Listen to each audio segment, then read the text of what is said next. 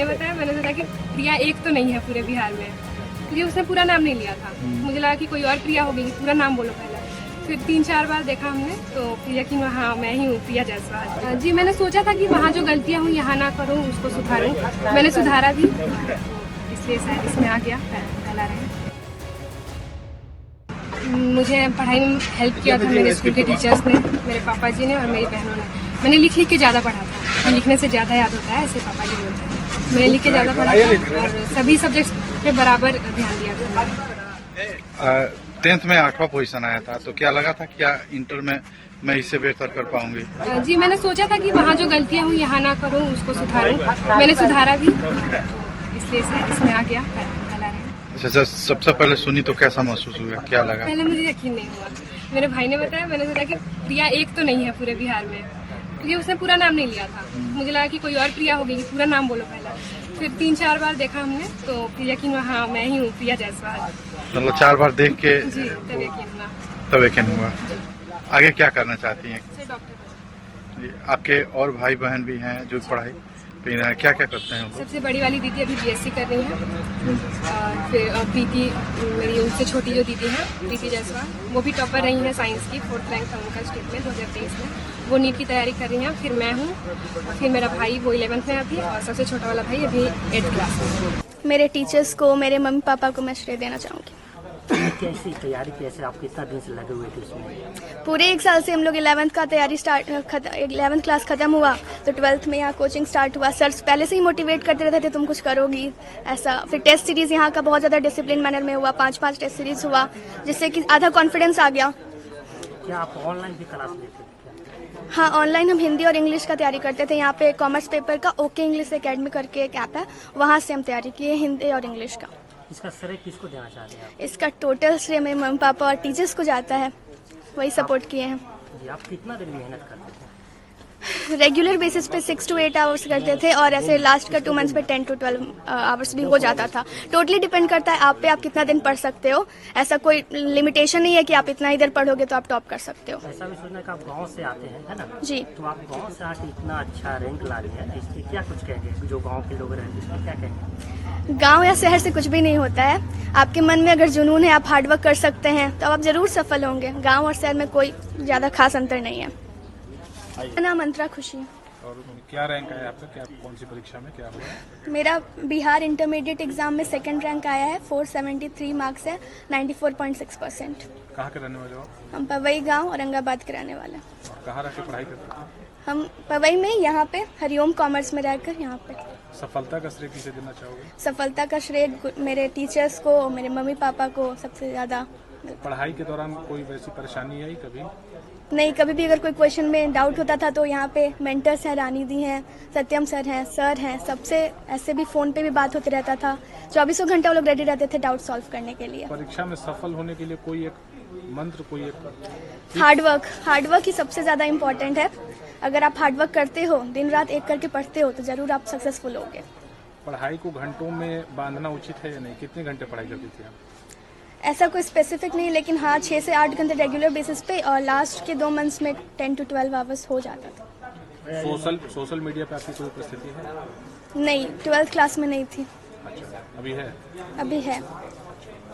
और भविष्य में क्या बनना चाहेंगे? भविष्य में हम IAS ऑफिसर या फिर कोई भी ऑफिसर रैंक का तैयारी करना चाहेंगे, गवर्नमेंट एग्जाम्स का तैयारी करना चाहेंगे। आपके पिता क्या करते हैं? मेरे पापा एक बिजनेसमैन है। और किस तरह का व्यवसाय करते हैं? पतंजलि और जनरल आइटम्स का सुंदरगंज में दुकान है। सुंदरगंज। मेरा सफ़र, हालांकि कोई भी चीज़ इतनी जल्दी तो नहीं मिलती है, इसके लिए काफ़ी संघर्ष करना पड़ता है, और मैंने भी इसके प्रति काफ़ी लगन से, काफ़ी लगाव रखा। मेरा पढ़ाई के प्रति शुरू से ही मुझे काफ़ी अच्छा लगता था। जिस दिन मैं नहीं पढ़ती थी लगता था कि आज कुछ अधूरा छूट गया है।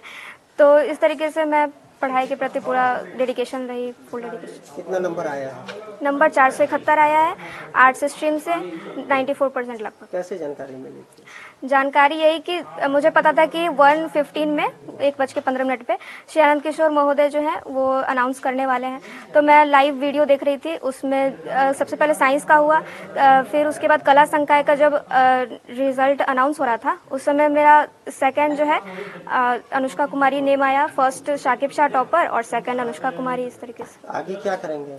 आगे सर मुझे BPSC करनी है, ग्रेजुएशन के साथ साथ तैयारी करनी है, ताकि धीरे धीरे भी रहे। तो जब तक ग्रेजुएशन कंप्लीट हो मैं चाहूँगी कि मेरा बीपीएससी का भी कुछ का सिलेबस कवर हो जाए। सफलता का श्रेय किनको देंगे? मेरे फैमिली को और गुरुजी को। परेशानी क्या हुई पढ़ाई के दौरान? परेशानी कुछ नहीं, हालांकि हाँ थोड़ा डिस्ट्रैक्शन होता था, जैसे बीच में ही त्योहार आ गया या किसी की शादी हो गई तो उसमें जाना पड़ता था, तो उसमें क्या लगा? तो वही उसमें ज़्यादा टाइम लग जाता था। तो वहाँ पे मतलब होता है ना, त्योहार है तो फुल टाइम नहीं दे पा रहे हैं अपना पढ़ाई में, तो ये सब थोड़ा बहुत डिस्ट्रैक्शन हुआ। नाम रोशनी कुमारी है। मैं एक 12वीं कक्षा की एक कॉमर्स स्टूडेंट हूँ। और उसके बाद मेरे पिता का नाम सुधीर कुमार है, जो कि एक ऑटो ड्राइवर है। मेरी माता का नाम आरती देवी है, जो कि एक हाउसवाइफ है। मेरा स्कूलिंग संस्कार भारती पब्लिक स्कूल से रहा है। जो मैं पहले संस्कार भारती पब्लिक स्कूल में पढ़ती थी। फाइनेंशियल प्रॉब्लम होने की वजह से मुझे वो स्कूल छोड़ना पड़ा। उसके बाद मुझे सरकारी स्कूल में नामांकन करवाना पड़ा। उसके बाद जब मैं सरकारी स्कूल से पढ़ाई की तो मैं 10वीं कक्षा राजकीय कृत उच्च विद्यालय चांदपुरा से कंप्लीट की। मैंने अपना 10वीं कंप्लीट किया, उसमें मेरा 418 नंबर आया। तो उस टाइम मुझे बहुत बुरा लगा कि मैंने मेहनत किया था, बट मेरा मेहनत का रिजल्ट नहीं आ पाया मेरे पास।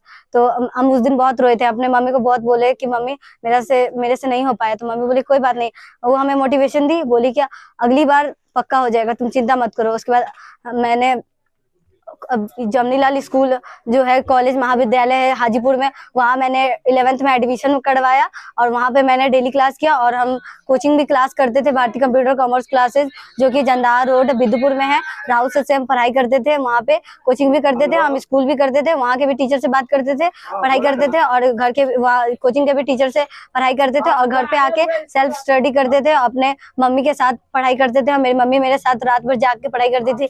मेरे वजह से मेरी मम्मी कितने रात जागी होगी वो कोई नहीं, वो हम ही जानते हैं कि मेरी मम्मी के जागने से मेरे पापा भी जागते थे, सोचते थे कि पढ़ती है, मतलब वो भी सोचते थे कि क्या नहीं होगा, मेरी बेटी क्या करेगी क्या नहीं करेगी। और उसके बाद मेरा रिजल्ट आप लोगों के सामने है। जब वेरिफिकेशन के लिए हम गए वहाँ पे पटना बोर्ड, तो वहाँ पे जाके मैंने इतने सारे बच्चों को देखा तो मुझे बहुत डर लगा। ऐसा लगा कि नहीं, इतना सारा कंपटीटर में मेरा फर्स्ट रैंक आना पता नहीं पॉसिबल है या नहीं है। तो फिर बाद में जब मेरा सच में रिजल्ट आया तो हम बोले नहीं, मैंने कर दिया। हम सोचे थे टॉप 10 में हम आ जाएंगे, बट टॉप रैंक 1 में आना ये मेरे लिए शायद ही मुश्किल होगा, लेकिन ऐसा नहीं हुआ, मेरे लिए वो मुश्किल नहीं हुआ, हम कर ही दिए।